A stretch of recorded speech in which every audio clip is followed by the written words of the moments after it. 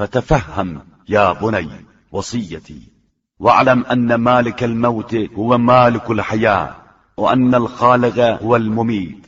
وأن المفني هو المعيد، وأن المبتلي هو المعافي۔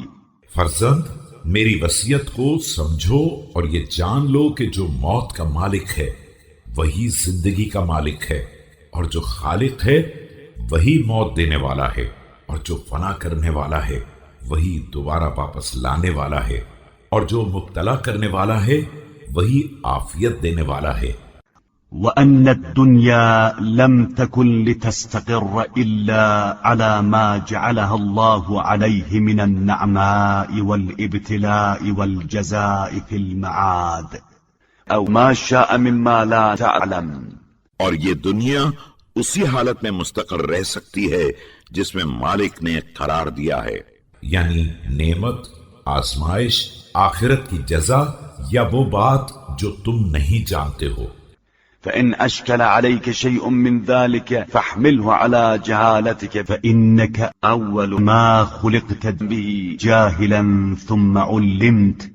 وما أكثر ما تجهل من الأمر،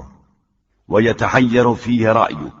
ويضل فيه بصرك۔ اب اگر اس میں سے کوئی بات سمجھ میں نہ آئے تو اسے اپنی جہالت پر محمول کرنا کہ تم ابتدا میں جب پیدا ہوئے ہو تو جاہل ہی پیدا ہوئے ہو، بعد میں علم حاصل کیا ہے، اور اسی بنا پر مجہولات کی تعداد کثیر ہے جس میں انسانی رائے متحیر رہ جاتی ہے اور نگاہ بہک جاتی ہے۔ ثم تبصره بعد ذلك فاعتصم بالذي خلقك ورزقك وسواك، وليكن له تعبدك وإليه رغبتك ومنه شفقتك۔ اور بعد میں صحیح حقیقت نظر آتی ہے،